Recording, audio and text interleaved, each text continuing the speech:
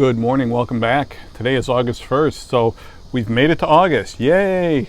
So that's certainly a good thing. My arm is a little sore today because I had to get my second shingles vaccine yesterday, and so my arm is a little hurting. So I had two shingles vaccines this year, and that's on top of the two COVID vaccines, and in addition to the original flu shot that I got earlier. So that's five vaccines of one sort or another that I've gotten in the last year or so. So if I know my Marvel comic universe, if I get one more shot of something, I'm going to start looking like Captain America. So you guys, you've been warned. Okay, you're going to be the first to know. But meanwhile, it's August 1st, and let's talk about what happened on this date before we get back into our talk about Isaiah. Well, first of all, it was on this date in 1096 that the People's Crusade, led by Peter the Hermit, arrived in Constantinople with 30,000 followers. The People's Crusade was the first or part of what is generally considered the series of events that takes place and is called the First Crusade.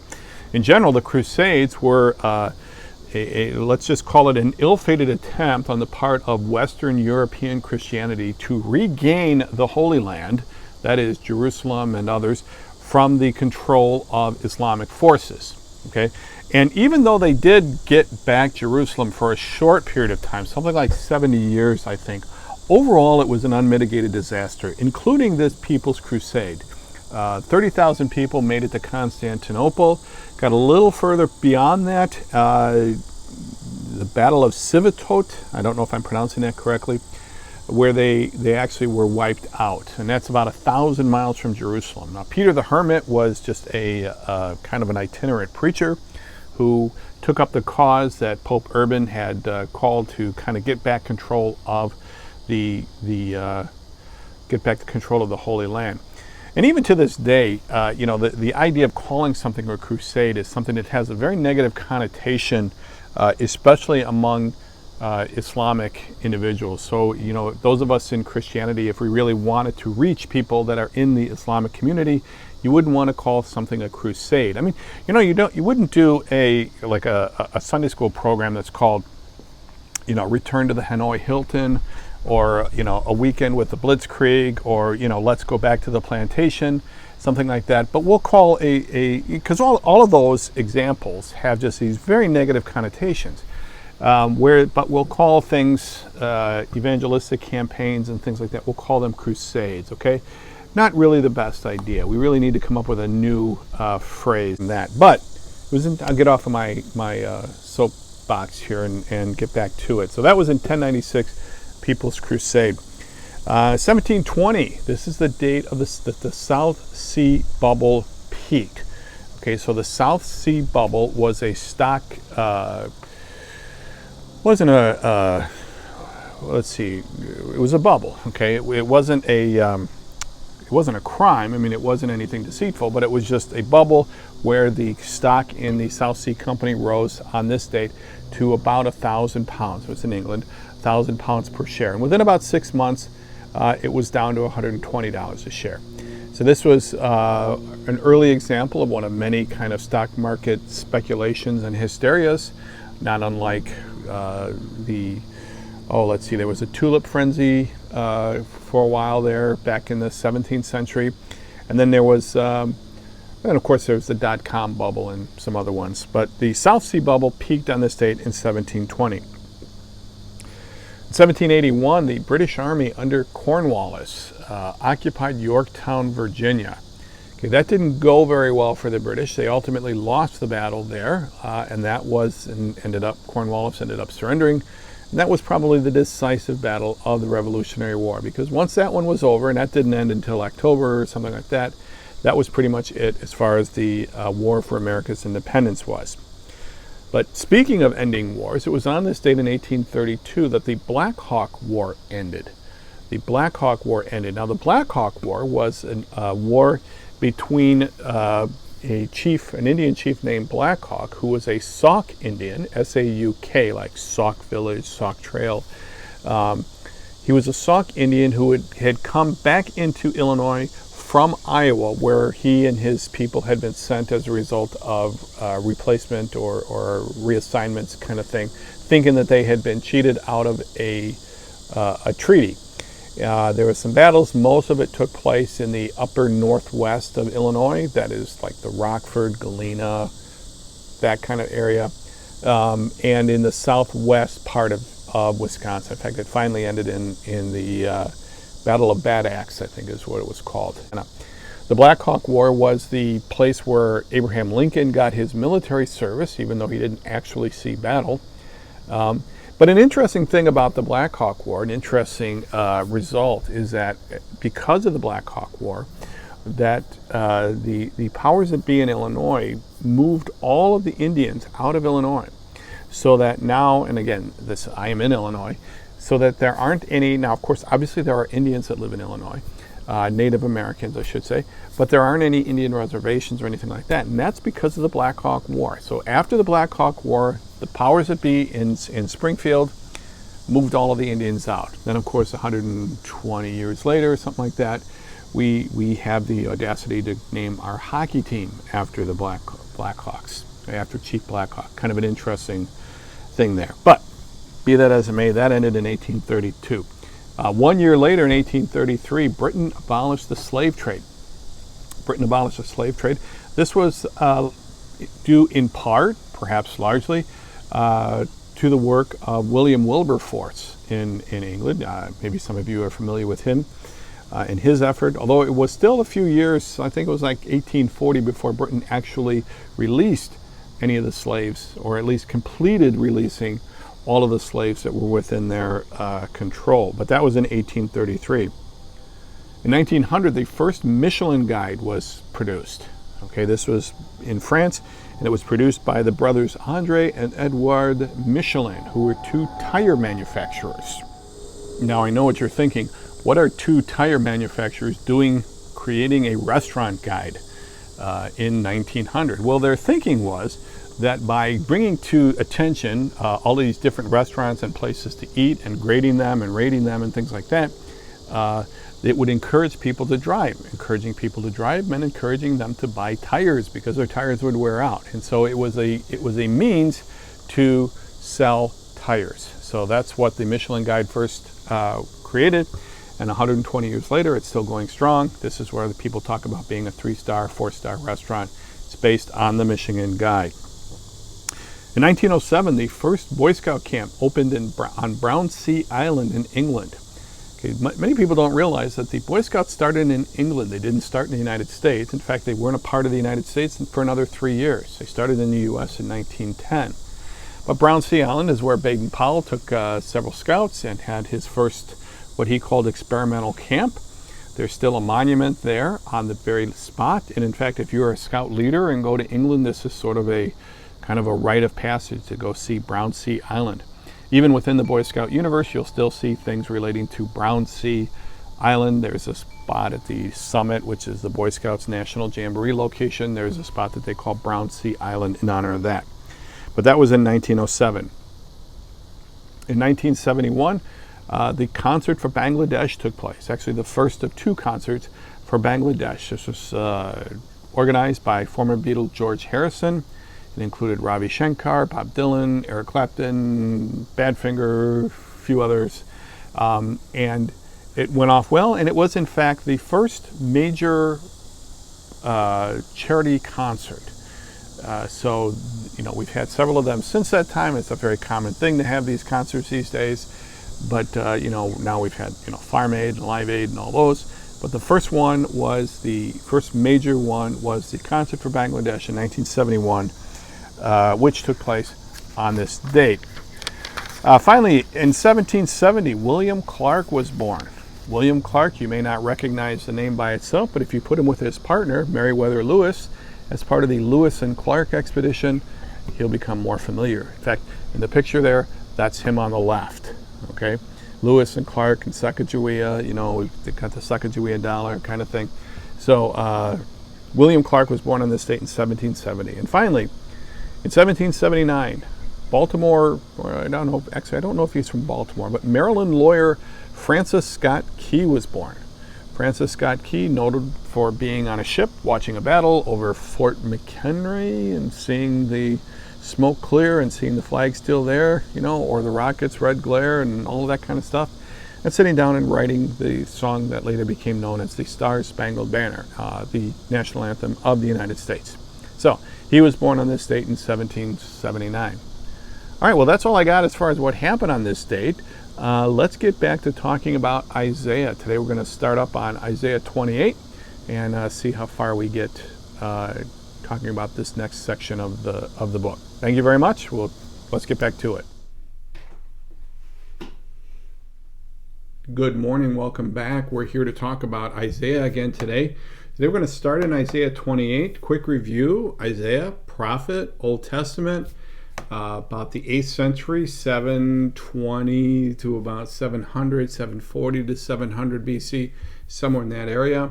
He's a prophet in the southern kingdom, Judah, around the time that the northern kingdom is in the process of falling. We know that the northern kingdom, that is Israel, fell in 701 BC. So around the time that the northern kingdom is falling, Isaiah is a prophet in the southern kingdom. Okay, his book is a collection of his writings, prophecies, oracles that was put together sometime after his life. Now, conceivably, it could have been put together by him. I'm not going to rule that out, but generally speaking, most believe that it was put together sometime after his life.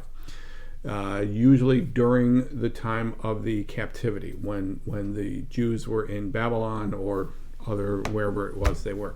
Okay, so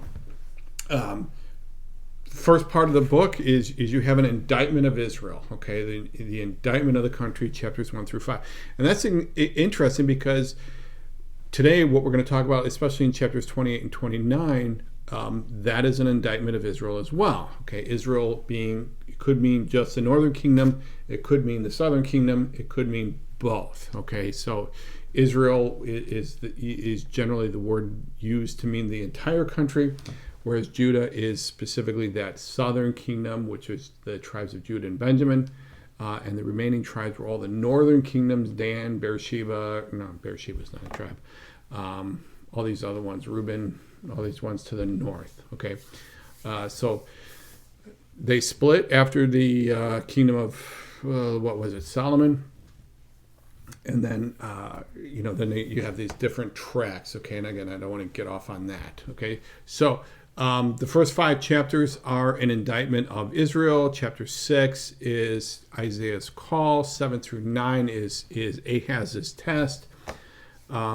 And then beginning somewhere in 10 or 11, going up to chapter 23, you have a series of oracles concerning the cities, nation states, countries, people groups that surround Israel, Moab, Edom, all of these other ones, and what's going to happen to them specifically. And then in 24 through 27, what we talked about last week, you have this general apocalypse of Isaiah, as it's sometimes called. These 4 chapters where it just talks about this big in that day. And this is one of the themes that continues to come up. And there are several themes that come up throughout the Gospel of Isaiah, the book of Isaiah, although Isaiah has been referred to as the 5th Gospel on occasion. But several themes that come up, and one in particular that we're going to see revisited today is the idea of just who are you going to trust? Who are you going to trust? That was Ahaz's test in 7 through 9, where Isaiah came in and said, listen, you can trust God. And Ahaz like, oh, no, I think I have a better idea. And so today and next week, when we talk about 28 through 33, we're going to get this idea that there was an option to trust God, but they decided to trust Egypt instead. Okay, so we're going to talk about that today. So, all right. Now, we're going to start today. Again, last week, 24 through 27 was that apocalypse of Isaiah. And we had this whole big end times thing. A lot of language that was revisited in Revelation. Okay, we're going to see several other references in today's discussion where we see these passages that come back up again in the New Testament. This is one of the great things about Isaiah, is that it is so fundamental to the background of the New Testament writers, that this is something that they were certainly cognizant of, if not aware of. If you remember, I talked last week in the beginning part. I talked about Walter Rauschenbusch and the theology of the social gospel, and I finished it in this time. And again, my interest level in Rauschenbusch's book was like, kind of go, oh yeah, and then I'm like, oh wait a minute, kind of thing. But it was clear that Rauschenbusch's ideas have been significant for writers of the late 20th and early 21st century. And so to really understand these writers of the late 20th and early 21st century, you have to understand Rauschenbusch. And to understand Rauschenbusch, actually, you really need to take a step back and go back to Schleiermacher. Now, I'm not going to really bother you with Schleiermacher today, German guy, late 18th, early 19th century. But maybe some other time we'll talk about him. Okay? And so now, to really get what the New Testament writers are talking about, to really understand what Jesus is saying when he says, this is happening in your presence, and when Paul and Peter all quote these, you got to understand Isaiah. Okay, this is why we're talking about it here. So I hope that this is kind of filling in some of those blanks for you. So today we're going to start with Isaiah 28. We're going to talk about the next section of the book, and this is Isaiah 28 through chapter 33. And actually, there's three parts to this. It's 28, 29, 30 and 31, and 32 and 33. Okay, and it all centers on this idea about who are you going to trust God, or who are you going to trust? Okay, are you going to trust the nations, or are you going to trust God?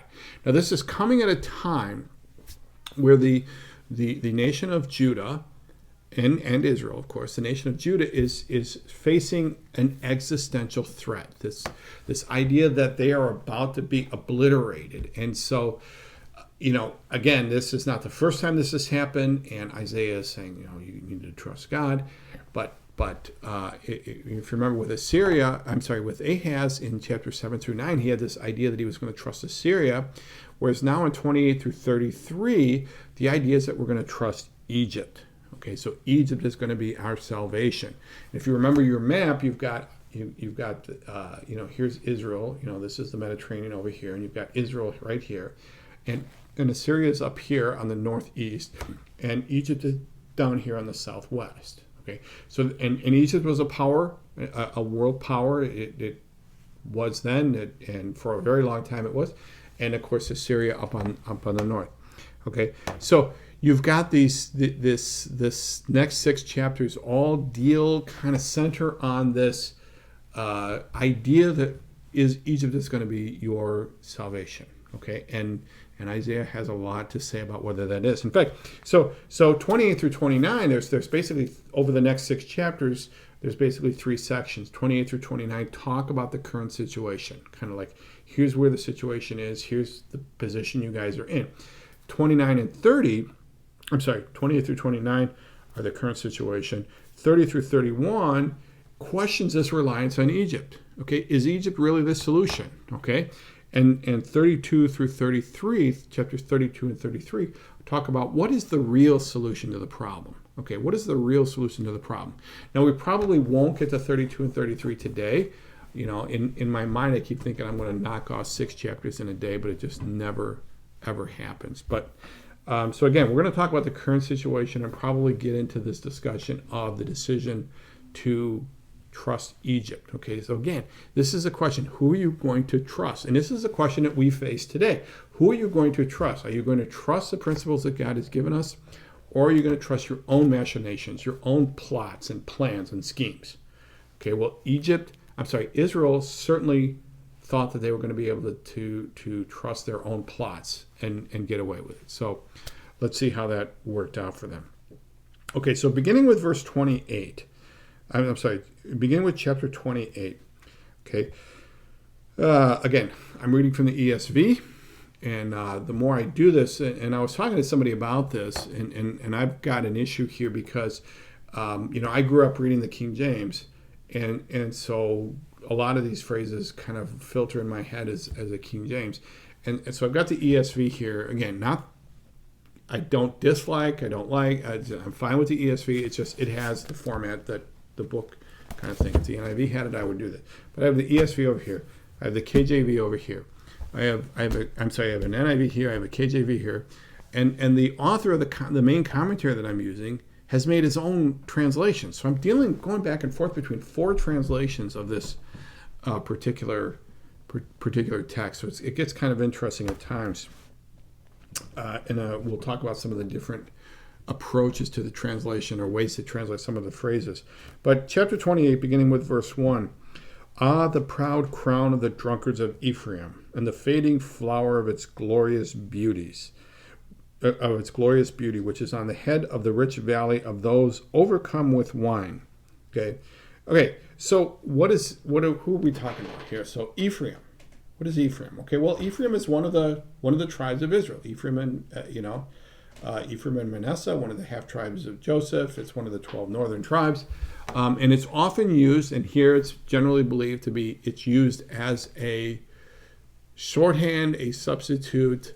I think the literary word is a synecdoche for all of Israel. In the same way that we talk about when those of us who live in Illinois, we talk about, Springfield says we're going to do this because that's the capital of Illinois. Or Washington says we need to do this, okay, because that's the capital of the U.S. Or Berlin says this, that's Germany, okay.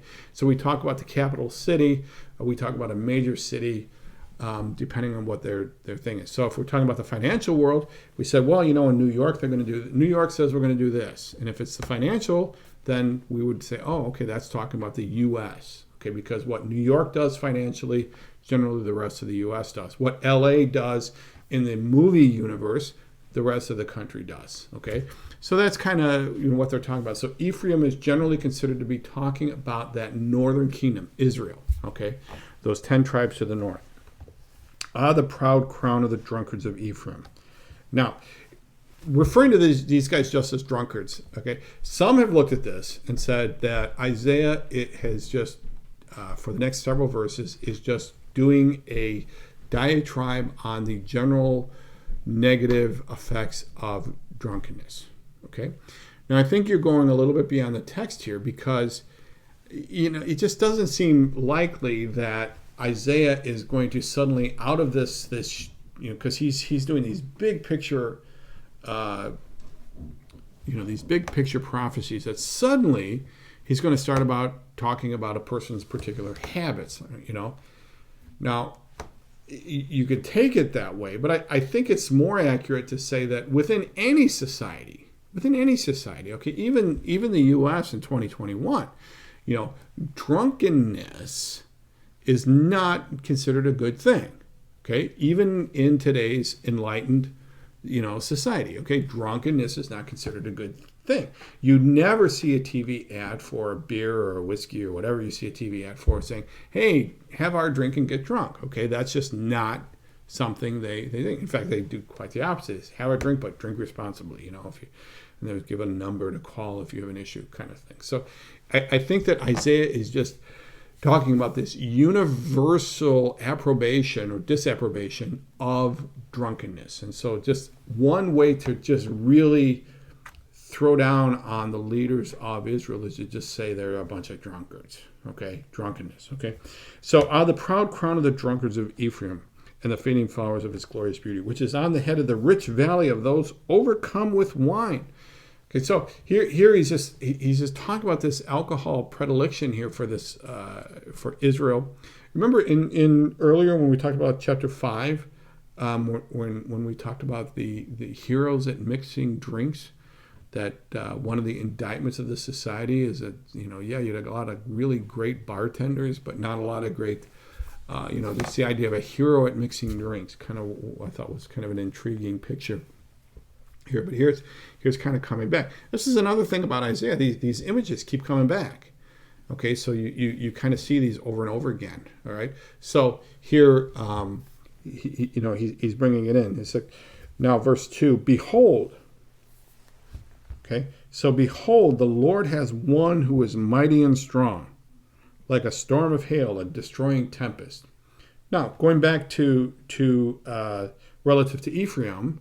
here he's talking about Assyria. And again, remember where earlier in the book we talked about how God says that, I've got a country that's going to come in and teach you a lesson. Here, who is the one? It's like, I've got someone, the Lord is saying, I've got somebody who is mighty and strong, like a storm of hail is a destroying tempest, like a storm of mighty overflowing waters.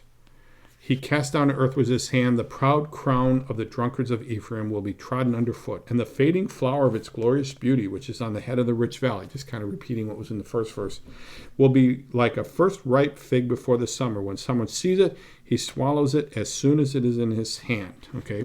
Now here we're just talking about this what's going to happen to Ephraim, this totality of the destruction. Okay, a first ripe fig before the summer. Okay, this is an interesting picture. Here, again, some of you may know that I have a wife who is an insane gardener, the gardener wife. Okay, I'm not a gardener. Okay, don't confuse that. Okay, just for the record, I am not a gardener. I dig the holes. But I do know that one of the things that happens is that when, especially with tomatoes around here, these little cherry tomatoes, that the first one gets eaten like that. Just, it's like, hey, look, here's the first tomato. And oh, yeah, because I love these things. These are great. But and I think this is just the idea. It's like this destruction is going to be just like that first ripe fig. Oh, hey, look, boom. What happens to the first thing that gets grown? Well, it gets eaten right away. Nobody waits and says, ooh, let's save that for a week. No, you just eat it right away because it's the first one. Okay. So will be like a first ripe fig before the summer. When someone sees it, he swallows it as soon as it is in his hand. Okay, verse 5. In that day, what day? Okay, this day that, again, this is a theme that runs through Isaiah, that this end. Okay, finishing, coming off of that discussion of the apocalypse of Isaiah 24 through 27. This end day. Okay, the Lord of hosts will be a crown of glory and a diadem of beauty to the remnant of his people, and a spirit of justice to him who sits in judgment, and strength to those who turn back the battle at the gate. Okay, all right. Now, some have looked at these two verses, because again they're very positive. In that day, the Lord of hosts will be a crown of glory, talking about this is going to be a really good thing, but 1 through 4 are talking about this destruction. They're going to be eaten, and then of course 7 and 8 are going to get really graphic. Again, back with this whole drunkenness idea. So 5 and 6 are this kind of this like gentle oasis sort of thing, and perhaps it some have looked at this and said, oh, these are added so that it wouldn't be such a dark passage. Okay, now that's possible. I suppose it's possible, but I think perhaps that Isaiah is just saying, listen, guys, don't get too hung up on this, because if you're a believer, if your mind is stayed on him, remember what we talked about. You will keep him in perfect peace.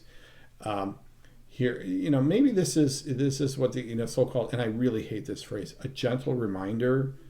I had a boss back when I worked for Ford that every once in a while would send a note out saying, gentle reminder, And I'm like, if I hear that phrase, it's just one of those like fingernails on the, board coming from this guy. So don't walk up to me tomorrow and say, hey, I've got a gentle reminder because it's not going to work. But from this guy, I'd see the gentle reminder and be like fingernails on a chalkboard. But regardless, but he's saying, listen, it's going to be, there's a good part to this, which reinforces a theme that we've talked about in Isaiah before, and that is that judgment is not the end. Judgment is the means to an end. Okay, all of these things that are going to happen, this tremendous destruction, the smoke, and all of that, these are just a means to an end. They're not the end in themselves. Okay, and it's fellowship is the end. Okay, this fellowship with God, and if judgment is what it takes to get there, then that's what God is going to do. Okay. Verse 7. Now, getting back to talking about the leaders of Israel. Okay, these also reel with wine. Okay, now again, these also. Okay, again, I think he's referring back to these leaders of Judah and Israel. They also reel with wine and stagger with strong drink. Okay, the NIV translates this: stagger from wine, reel from beer. Okay, so I don't know what the actual thing is, but it's Like these guys are just completely out of control. They are just, and not necessarily in a wild man sort of way. They're out of control in that they can't control themselves, because that kind of is what drunkenness is. You're in a situation where you literally cannot control yourself. Okay, you just, any inhibitions you might have had are no longer there. The priest and the prophet reel with strong drink. They are swallowed by wine. They stagger with strong drink. They reel in vision. They stumble in giving judgment. For all tables are full of filthy vomit with no space left. Okay, so I mean, he's getting pretty graphic here in how bad it's going to get, even within these religious leaders. Okay, so that's kind of like this is the indictment. Okay, very similar to the indictment in 1 through 5. This is the indictment of 26 and 27, which says this is the problem that the nation of Israel's got right now. And now, in beginning in verse 9 and 10, let me read these two verses, and then I'll talk about them in a minute. Now, the way it's usually looked at is these two verses, 9 and 10, are those leaders talking. Okay, so they're talking. So like these guys that are at these staggering with wine, swallowed by wine, stagger with strong drink, reel in vision. It's like, to whom will you teach knowledge? And to whom will he explain the message? Those who are weaned from the milk, those taken from the breast? For it is precept upon precept, precept upon precept, line upon line, here a little, there a little. Okay? So here again, this is, I mean, I've heard this phrase before. Is this Isaiah's greatest hits? I don't know. Maybe it is. Precept upon precept, line upon line. Okay? It's imagining the attitude of the leaders, and basically the question is this, what are you going to teach me like a 5-year-old? What's the deal here? I mean, like, I'm a leader. I'm the high priest. I'm on the Sanhedrin. Again, the Sanhedrin wasn't around at this time, but I'm one of the priests. I'm a religious leader. What are you going to do? Are you going to go one by one these little things? Is that what you're going to do? Really? And then in verse 11 here, this is kind of interesting. It's like the Lord says, "For by people of strange lips and with a foreign tongue, the Lord will speak to this people." Okay, this is an interesting thought. Okay, the Lord is going to get a message to the people of Israel, and how is He going to get that message to them? He's going to get that message to them for people of strange lips and with a foreign tongue. Okay, now why is He going to this route? Well, I'll tell you why. Because they haven't gotten the message through the normal route. All right? So it's like, okay, the normal methods of communication aren't working, so we need to come up with something else, some other way of getting this message across. All right? How many movies are there based on the normal communication methods aren't working, and so they're going to get this message somehow? Okay, so here he says, like, some other country is going to come in, and he said this is consistent with what has been talked about throughout Isaiah, that these other nations are coming in and are doing the Lord's work in judging the people for their sin. And it's interesting here, for people of strange lips and with a strange tongue, it's kind of interesting. It makes you wonder that when we get a message or we see something that's not the normal route, you think, well, okay, oh yeah, I get it now. And it's like, well, we've had the Bible our whole life. Most of us have had the Bible our whole life and can study it and read it. And yet somebody has to come up and say, this is what you should do here. And it's like, oh, okay. I didn't, we never realized it quite like that. But it's like, well, it's been there all along. Why didn't you realize it before? And now because they've ignored the messages that He sent by way of Isaiah and Jeremiah and all these other prophets and through Moses, they're missing that. And so, okay, I'm going to get the message across, and I'm going to use the Assyrians, or I'm going to use the Babylonians, or I'm going to use the Persians to get my message across. And that's what I got to do. This is, the Lord will speak to this people to whom He has said, this is rest, give rest to the weary, and this is repose, yet they would not hear. So the Lord is like, listen, I'll give you rest. Just pay attention. And then He says, listen, if I have to, verse 13, and the word of the Lord will be to them. precept upon precept, precept upon precept, line upon line, here a little, there a little, that they may go and fall backward and be broken and snared and taken. Kind of thing. It's like, you know what? This is what I don't have a choice. The Lord is like, I don't have a choice. I've got to, because you're not getting the message through the normal means. Excuse me. So I've got to come in and I've got to teach you like a 5-year-old, because you're not getting it as an adult. Okay? Remember what Paul says, in, I think it's in Romans 9, no, 1 Corinthians 3, where Paul talks about, by this point you should be having meat, and yet you still have milk. And talking about the level of learning that you're getting with the preaching and the teaching, that you should be having meat by now. You should be really getting into some good stuff, and yet I still have to kind of give you the basic stuff here. And I think that's kind of what the exasperation here level here. The Lord is saying, listen, okay, you're not getting the message the right way, so I'm going to come in using this other means, and I am going to teach you like a 5-year-old, because you're not getting the message the way I want you to. So the lesson here is, hey, get the message the first time, okay? Do it right the first time. It kind of reminds me of the book by, I think it was Jeffrey Mayer, M-A-Y-E-R. If you don't have, why is there never enough time to do it right, but there's always enough time to do it over? That's the title of the book. Kind of thing is, the Lord is like, get it right the first time, then you don't have to do it over, kind of thing, okay?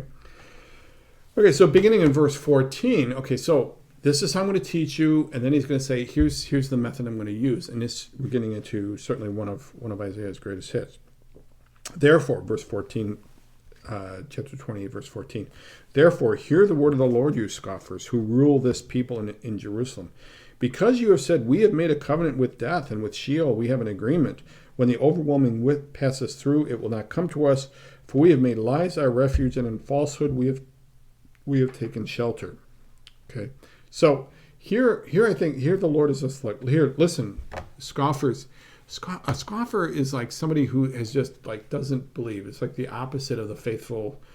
Psalm 1 talks about blessed is the man who walks not in the counsel of the ungodly. Well, a scoffer is the counsel of the ungodly. Okay, he's the ungodly giving counsel. Somebody says, yeah, that's not.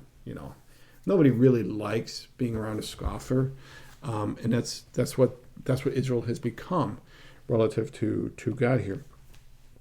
And here it's like, 15, it says, because you have made a covenant with death, and with Sheol we have an agreement. Okay, so what is it Isaiah talking about here? Now, this could be literal. I mean, it could be that they found some god of death through the Assyrians or whatever, and made some sort of a deal, or some demonic element, okay? It's probably figurative, just because the last passages where we have made lies our refuge and in falsehood we have taken shelter kind of suggests that, because I think Isaiah is kind of adding to it. He's going, yeah, you made a covenant with me, and this is a lie. Made our refuge here.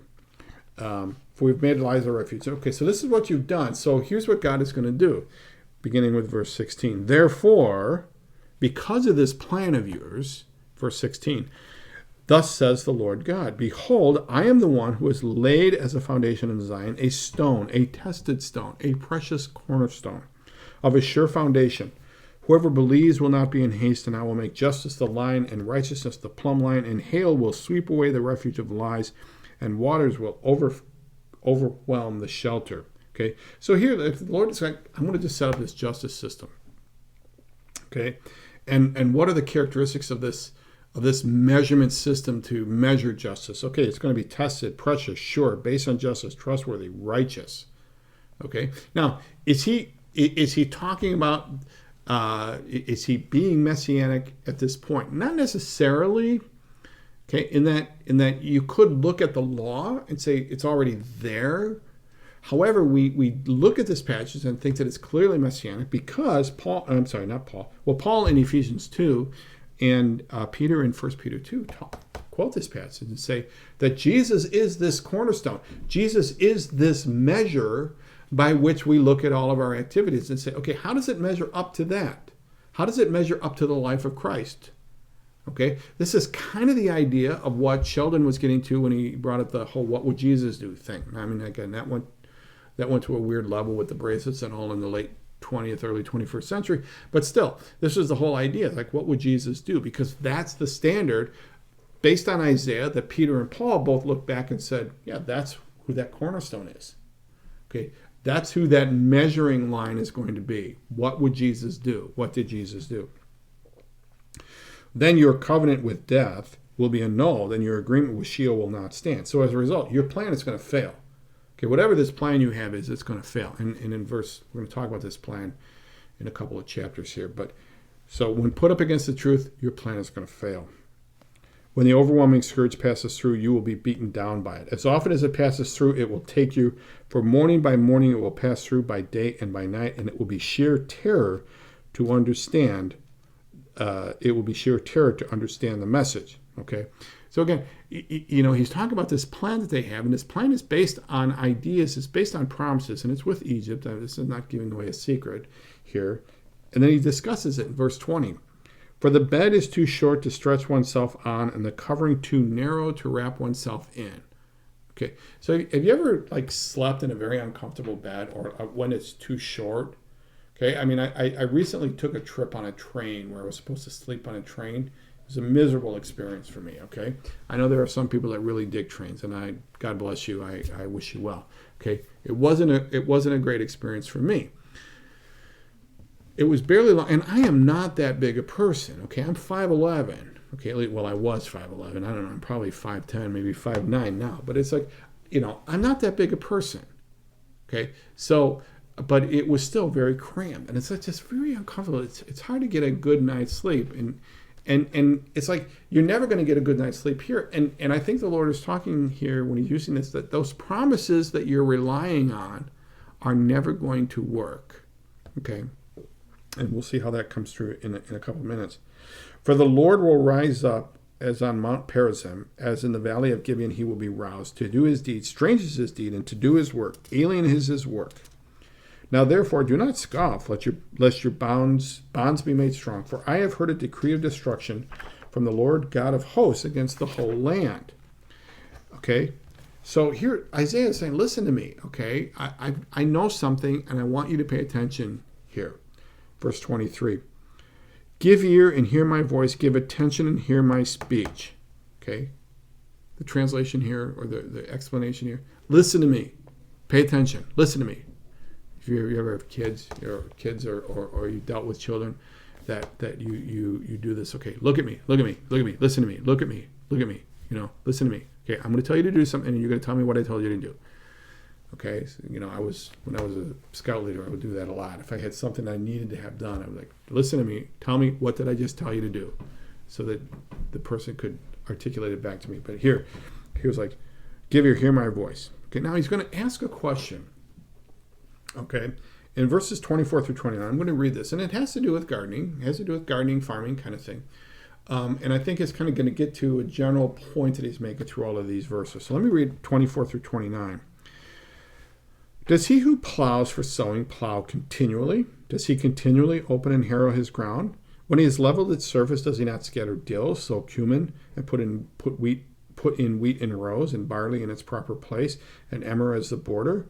For he is rightly instructed, his God teaches him. Dill is not threshed with a threshing sledge, nor is a cartwheel rolled over cumin. But dill is beaten out with a stick, and cumin with a rod. Does one crush grain for bread? No, he does not thresh it forever. When he drives his cartwheel over it with his horses, he does not crush it. This also comes from the Lord of hosts. He is wonderful in counsel and excellent in wisdom. Okay, so here the Lord is saying, look, I gave you simple, look at a farmer. A farmer has a certain calendar. A farmer has a certain schedule. He doesn't plow any 365 days a year. Okay, again, does he who plow for sowing plow continually? No. He plows for a certain time until he's done plowing, then he moves on to the next thing. Okay, I gave you simple instructions, and had you simply followed them and got simple instructions, the 10 Commandments and all that, had you followed them, had you trusted me, we wouldn't have this issue. Okay, but now you're rearranging the plan makes about as much sense in God's economy as rearranging the farming protocol. Okay. So that's what he's getting at here in verse 29. So, up to verse 29. Chapter 29, talks about what's going to happen to Israel. Okay, it says, Ariel, Ariel, the city where David encamped. Okay, chapter 29, verse 1. Now, what is this Ariel? Now, we are not talking about a Disney princess here. Okay, what is this Ariel? Okay, now there is some belief that it means the Lion of God, Lion of Judah, Judah. Okay, another idea is that it means that the Hebrew word sounds very similar to the word for altar hearth, this part of the altar, this top part of the altar where the phrases are made. It's a real tricky kind of phrase, okay? But we're pretty sure we're talking about Jerusalem because of the next phrase, the city where David camped, or where David encamped, okay? This is usually considered Jerusalem. The NIV says where David settled, as opposed to camped, okay? Because camped has kind of a temporary element to it, where David settled. So we kind of believe it's pretty clear that we're talking about Jerusalem here as the capital of Judah. Okay, so now he's starting his indictment of what Judah is doing. Okay, add year to year. Let the feasts run their round. Okay, go ahead, do your thing. Don't let me bother you here. Again, it's just go ahead, continue on. Remember in Isaiah 12, we talked about it here where in verse 12, Isaiah 1, verse 12, when you come to appear before me, what is required for you, this trampling my courts? Bring no more vain offerings. Incense is an abomination to me. New moon and Sabbath and the calling of convocations. Your new moons and your appointed feasts, my soul hates. They become a burden to me. I am weary of bearing them. Okay, so again, it's like, yeah, you're going through the motions. Okay. Yet I will distress Ariel. I will distress Jerusalem. And there shall be moaning and lamentations, and she shall be to me like an Ariel. Okay, so again, it's kind of a confusing passage, and it probably has to do with some things we've lost in the translation. I know, like the NIV translates it altar hearth. It should be like an altar hearth. Okay, that doesn't necessarily really help, because how is going to make it an altar hearth? But the point is, judgment is going to come on Israel. Okay, that's really the big picture. And we can get lost in the details, but let's move on. And I will encamp against you all around. Okay, the same idea, same word as the city where David encamped. I will encamp against you all around, and I will besiege you with towers, and I will raise siege works against you. And you will be brought low. From the earth you shall speak, and from the dust your speech will be bowed down. Your voice shall come from the ground like the voice of a ghost, and from the dust your speech shall whisper. And I think here he's just saying, listen, when I'm through with you, there's just going to be stories about you. Okay, that's really all there is to it. But the multitude of, verse 5, but the multitude of your foreign foes shall be like small dust, and the multitude of the ruthless like passing chaff. Okay, a couple of different A's. When he says your multitude of your foreign foes will be like small dust. Okay, now one idea is to say, well, listen, compared to God and the power that God has, your foes will be like dust. Okay, that's a possibility. Another one, and the one that I particularly like, is just saying you're going to have so many foes, trying to count them is going to make about as much sense as trying to count your dust, the particles of dust. Okay, sort of like Abraham, you're in Genesis 12, where it's like your descendants will be like the sand of the sea. So it's just like it's not countable.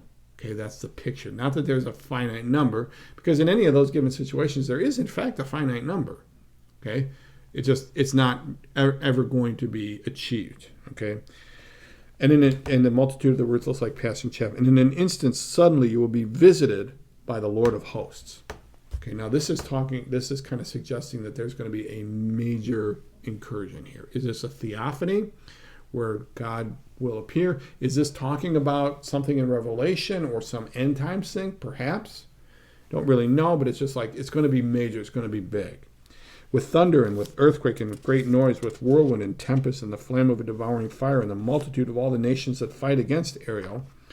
All that fight against her and her stronghold and distress her shall be like a dream, vision of the night, as when a hungry man dreams, and behold, he is eating, and awakes with his hunger not satisfied, or as when a thirsty man dreams, and behold, he is drinking, and awakes faint with his thirst not quenched. So shall the multitude of all the nations be that fight against Mount Zion. Okay, it's going to be like you couldn't even dream this. Okay, it's going to be like a dream. It's going to be so huge. It's going to be so monstrous. It's going to be like a dream. You're going to be like, "Wow, am I dreaming this? Is this for real? Am I really dreaming this?" Okay. Astonish yourself, verse 9, and be astonished. Blind yourself and be blind. Be drunk, but not with wine. Stagger, but not with strong drink. For the Lord has poured out upon you a spirit of deep sleep, and has closed your eyes, the prophets, and closed your heads, the seers. Here, okay. Here, these verses 9 through 12, 9 and 10. Let me read 11 and 12. And the vision of all this has become to you like the words of a book that is sealed. When men give it to one who can read, saying, "Read this," he says, "I cannot, for it is sealed." And when they give the book to one who cannot read, saying, "Read this," he says, "I cannot read." Okay, so here it's like, okay, this is an indictment against those who should know better.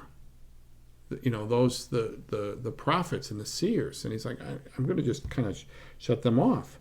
Okay. It's interesting here. Again, go back to Isaiah 6, 9, and 10, where he says, listen, you know, I'm going to give this message and they're not going to believe it. They're not going to respond to it. You know, what are you going to do? Okay. And the vision of this has become to you like the words of a book that is sealed. When men give it to one who can read, saying, "Read this," I cannot, for it is sealed. This is kind of reminds me of that phrase about, you know, who can read this scroll in Revelation chapter 5. Who can open the scroll? Who can read this? You know, is that here? I don't know. Maybe it is. Maybe it's not. So, okay. Read this, he says, I cannot read. Okay. Now, beginning in verse 13, we're going to have an indictment that the Lord is going to give, and it's going to give one of Isaiah's greatest hits. But I'm going to wait till next week to talk about that. See, I'm going to take my pencil here. I'm going to take a little note here and the little indication I make that this is where I break. Okay, because I'm at the time here.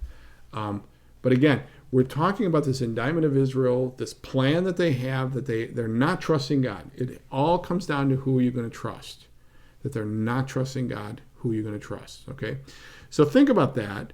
Think about this week. You know, the message didn't come. You know, Isaiah is indicting the nation of Israel because you didn't get the message through the normal means. I'm going to have to send it to you another way. So what messages are you missing this week? What messages is God sending to you that you are just not missing? That somebody, you know, that you're in danger of having to have somebody in a strange tongue come and give you that message. So think about that this week. And I'll see you next week, and we'll continue on in Isaiah 29, talking about this indictment of Israel and this plan about Egypt. All right. Thank you very much, and I'll talk to you next week.